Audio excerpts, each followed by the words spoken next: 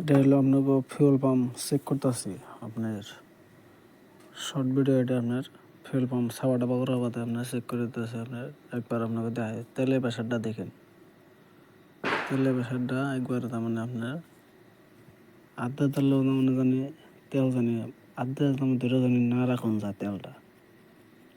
দেখেন 1 মিনিট এই যে আপনার দেখেন এখন তেলের প্রেশারটা কীরকম আহে। তেলের প্রেশারটা দেখছেন তো? তেলের প্রেশারটা মানে আপনার আধা ধরলে যেন বন্ধ না হয় এরকম করে ধরে নেবো। ওটা আপনার ব্যাটারি বাইরে থেকে চেক করে দিলাম খুলে আসলে।